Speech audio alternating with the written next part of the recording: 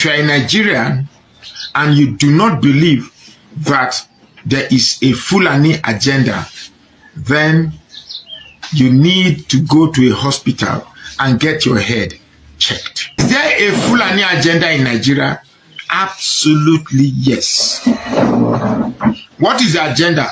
The agenda is to position Fulanis to become the head of every indigene in Nigeria.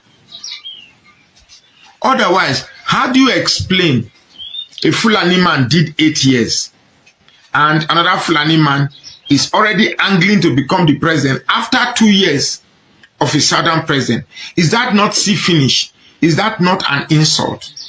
If you ask me, that is the biggest insult to southerners. We must protect Nigeria from the Fulani agenda. If you are a Nigerian and you do not believe that there is a Fulani agenda, then you need to go to a hospital and get your head checked. We do not know what power means to the Yoruba man, what power means to the Igbo man, what power means to the Hausa man, to the Fulani man. We don't know what power means to everybody. Now let me tell you what power means to the Fulani man. Power means everything. Power is absolute to the Fulani man. And until the rest of Nigerians understand this, we will not get it right. Now, I've been watching Atiku and El-Rufai. I've been studying the two. You know, trying to angle on something that I can hold on. But unfortunately, I am yet to really come up with an absolute sense. Now, El-Rufai, who was the... Okay, let me start with Atiku. Atiku was the governor of Adamawa State until he was drafted to become the vice president under Obasanjo. And for some of you who were not born then, Atiku didn't act like a vice president. Atiku almost acted like a secondary president. Atiku was never loyal. Atiku was never subservient. Atiku never acted like he had a boss. Atiku rebelled vehemently and openly against Obasanjo. Let's know that. Atiku never became vice president as vice president. Atiku was not like Namdi Sambo, who was loyal to Goodluck Jonathan. Atiku was not even Shetima. The Shetima we believed was a terrorist guy. He's even loyal to Tinubu. Atiku never became loyal. So even while as vice president, Atiku was power drunk. You know, it's now I'm beginning to see a whole lot of things about Atiku. So Atiku has always envisaged being in the place of authority long before now. So is he somebody we can... Now, Atiku has never one day condemned the menace of Fulanis in Nigeria. Now, the most notable of it all was his tweet condemning the unaliving of Deborah. Is it Deborah? In Sokoto. But when the northern youths, you know, agitated over his tweet, he immediately went and deleted it and said he didn't authorize the tweet. Which means if we vote an Atiku in, he will not tackle the Fulani menace head on. He will not. Now, Atiku's University, Aptic, is along on your way to what's this local government? Hey, don't you live at the mouth? Oh, it's not hung. It's a popular local government. Anyway, it's on your way to that place and it's outskirts. Do you know that since all these Fulani attacks. Not one single attack has been taken to that university. I'm not saying so, but it stirs up the thought that could it be that they know that the owner of this establishment is one of our own, so let's leave it. Having said that, El-Rufai, or on the other hand, El-Rufai has been displaying some sort of good guy recently. The good guy. But having lived in the north for this long, for so long, and understanding the concept of takia, that's misdirection in Islam. Could it be a form of takia or misdirection from El-Rufai? Is it a form of misdirection? Or is it true that El-Rufai has realized a need to really turn Nigeria from its present doldrum to the Nigeria that we actually wanted or want? Now, being the governor of Kaduna State, I can authoritatively tell you that the indigenes of southern Kaduna will not hesitate to tell you that El-Rufai is a bad commodity. Now, because of some videos that I've been privileged to watch, I can conclude from those videos, tell you that El-Rufai is a religious bigot. Now, how do I reconcile a religious bigot with his current demeanor, trying to prove that he is for a better Nigeria? His son, who was all the while attacking Peter Obi, suddenly now is changing tone, saying that he never knew that Peter Obi was a good person, that he had attacked Peter Obi wrongly. Now, could all this be a calculated misdirection?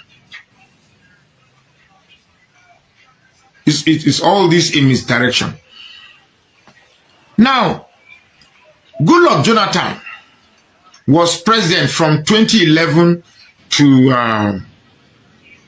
2015, right? And I was in Jos those times.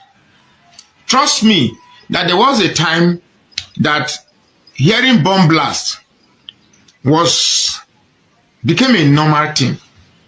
We try to distinguish bomb blast from those that are blasting well with dynamite, because anytime they blast well, it's also a loud sound. So we look at the sound. We became used to bomb blast. We became used to hearing people buying because of attacks. And those attacks came in the thick of threat of the APC, where they said that they will make Goodluck Jonathan's government ungovernable. And they took that threat, they made that threat a realism. Now they've been in power since 2019. 2015 till today. And what do we have? First, the 8 years of Buhari administration was all targeted at re-establishing Fulani dominance in Nigeria. But the most intriguing aspect of my story is, now that we have a southerner, even though I don't like seeing Tinubu as a southerner, but then he's a southerner, why has Tinubu remained controllably silent on the Fulani menace in Nigeria? Why? So I asked a question some time ago and I said, is it possible that an agreement was reached between Tinubu and Buhari that suggested that, okay, you said it is Yoruba tongue, we are going to give you, but please, all our agenda, the tenets that defines our agenda, don't touch it. Like the expansion of the Fulani agenda, don't touch it. Because how do you explain a president that lost 200 of his citizens in Benue? He couldn't go and visit them until the citizens of the country pressured him to come. And when he came eventually to Benue State, he didn't visit the actual site where the devastation took place, citing reasons that the road that led to the place is not motorable as a president of Nigeria. As a president of Nigeria. And yet, some goats will still come and defend this nincompoop. A president tells you that he can't visit a site where citizens of his country that he is presiding were unalived by a group of terrorists. And he's telling you, Nigerians, that I would have gone there, but the road was bad. That's why I couldn't go there. And you see that as something to be excused. Give me what am I doing? Sorry, that's unacceptable to me. That's unacceptable. So is there a Fulani agenda in Nigeria? Absolutely yes. What is the agenda? The agenda is to position Fulanis to become the head of every indigene in Nigeria. Otherwise, how do you explain a Fulani man did 8 years and another Fulani man is already angling to become the president after 2 years of a southern president? Is that not see finish? Is that not an insult? If you ask me, that is the biggest insult to southerners. So, in my anger that Tinubu has failed as a president, I will not be blinded to create pathways to actualize an existing Fulani threat.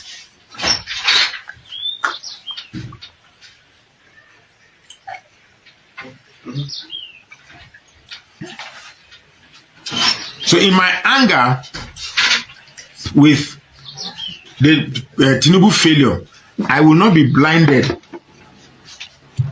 towards the existing Fulani threats.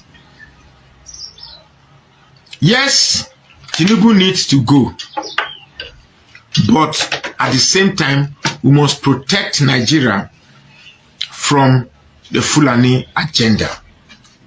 If you are a Nigerian and you do not believe that there is a Fulani agenda, then you need to go to a hospital and get your head checked. The other thing that gets me really worried is the fact that how come all the menace, is there a word like menaces? All the menace or menaces, if there's a word like that, that is happening in Nigeria, no news media outlet picks it. NTA, Arise, AIT, Silverbird, all these channels, they don't talk about it. They don't talk about it. I will start from this Fulani issue. The issue of the Fulani in the country is a calculated step. Is a strategy that they have perfected all these years to hold onto the grip of power of the country. If you watch, they don't drag for anything. What they fight for is power. You cannot see Fulani, looking for who to give him money to bribe him. Like they bribe the people from the south, they bribe the people from the east, they bribe them in the Senate House, they bribe them in the House of Rep to get their way through. So All they are after, they are not after the money, they are after the power. They like to be in charge of the power. Watch, for example, the police affair. They will make sure they fight, even though you will remove them from the head. But on the ground, they are still the one controlling the police. They are still the one controlling the army. They are still the one controlling the navy. They always want to control our armed forces. Who to be a governor of a state, who to be the president of the country. You must make agreement with the Fulanis before they allow you to be, that the agenda which they have on grant, you will allow them to continue their agenda. If you agree to sign that agreement with them, they can support you for presidency. If not, they will use terrorism to harass your government, or to frustrate you, to make sure you don't come to power. So they always make people to sign agreement with them so that they will continue their Fulani agenda, which is to take over states, especially because recently they discovered that even as they have made money, they have been in affairs of the country, that they do not have a state that they are controlling apart from that Castina state. So the moment they discover this, that Nigeria has already been established that, and know to everyone that Fulani doesn't have states of their own. So they now began the process of grabbing states. They now want to have their own states that will be known as Fulani states. So that's why you see them trying to take over states, as many as they can. And these all are being supported by their leaders, like the Sultan of Sokoto, and so many elites. They are aware of this. They are in support. They give them the backing. They give them all the support that they need to achieve all this. That's why they also fear and threaten that it's like what's it called? Jagaban is going outside of their agenda. That's why you see them threatening him now and shaking him to his foundation, for him to align, for them to remind him and drag him back that don't forget their agenda. Don't pull out of the Fulani agenda. That's why you see the collaboration recently of the Sultan of Sokoto and the Alaafin of Oyo. They are trying to put those two together so that the Fulani and the Yorubas can agree, can work together, so that power will remain with the Fulani and they will also share it with the Yorubas. That's why you see the two of them coming together, so that this alliance you are seeing, it will end up that the Sultan of Sokoto should talk to the Fulanis to support Tinubu's second tenure. That Tinubu will allow them continue with their agenda. The killing will continue, and the taking over of all the states, of so many other states, will continue. We continue unabated. That is the agenda. Good morning, everyone. Good morning. Osgavin, mute your mic. Yes, I'm here for everything today. I was listening to what our conversation today is very nice, but what I'm seeing is that to me, I was telling somebody this morning. I was at home. I was telling someone that managing a country is like managing. If you cannot manage a company, you cannot manage a country. Because you must be good in management before you manage a country. I always tell you people, the only thing the devil doesn't want is Obi to come in.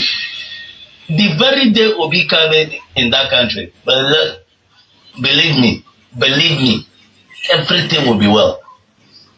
And that is why the devils in human forms stand at the gate that this man will never come there. Whatever this man did, he will not come there. But I'm telling you, I know. You know, this guy calling from Dubai, I was in area 10. I was in area 10 before in Dubai. Where we are doing business there. What the guy said is true. The job they will give you is the job that you know, even in it, you can't do it. You know, they take us as rag there, over there. When I storm Dubai airport, I was on the queue. When they saw me with my passport, they said I should move around. I said, why? Why will I move around?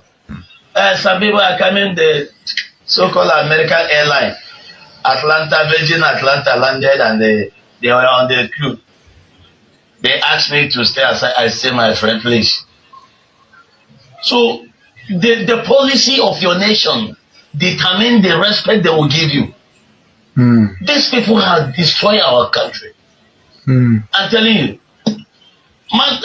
Woto, I'm in Ghana here now. The kind of insult the Ghanaians are giving us. But I was in Ghana. I'm telling you, the strength of only Niger State and Benue State is more than Ghana. But these people didn't guide us because of the policy and the way our people are trooping to Ghana. My brother, if you see the house I'm living in Ghana, you will pity me. These people are not developed. Nothing here. But we are here just to do our business, get our money and go. If you see the house I'm living in Ghana, you will pity me. And the man I was living in the house they built in 1930. One house that you cannot even lift up your hand. But the man is making money from me. Almost 300,000 per room. No toilet and bathroom. It was the policy of Nigerians that makes us to be running away like mad people. If not, before God and man, I know I told you I live in Maiduguri. I based in Maiduguri. My own is Boko Haram that pursue me out of the country. You understand? So, but the policy of the leaders. Imagine the other day I was watching channel show asking Wike, you own a Rolls Royce? He said yes. I don't know. He said, how did you get the Rolls Royce? It's my own. It's my own. He couldn't even defend it. I said, what kind of country is this?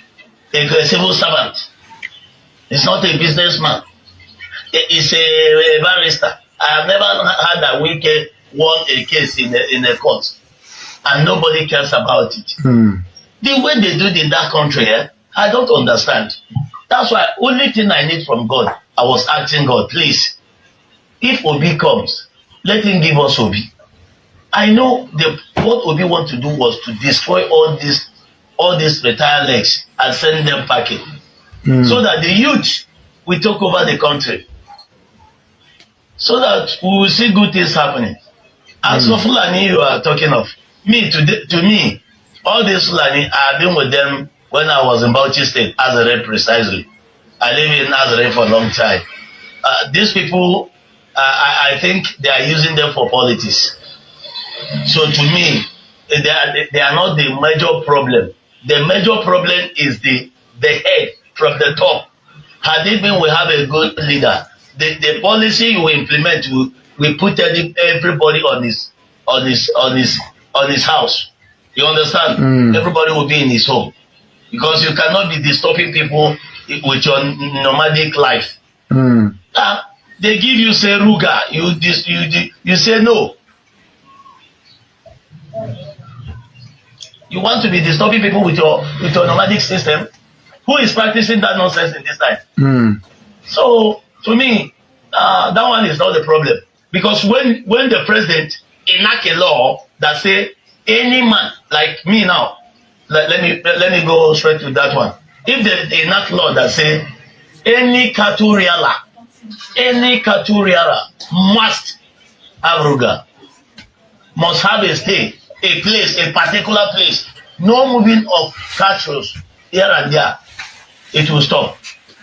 So because they are the people controlling the power, and they are, if you ask them, they will be saying it is the way of the way of life.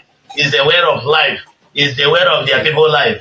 And after all, the Igbo man is moving from one place to another. Does the Igbo man take a land from somebody free?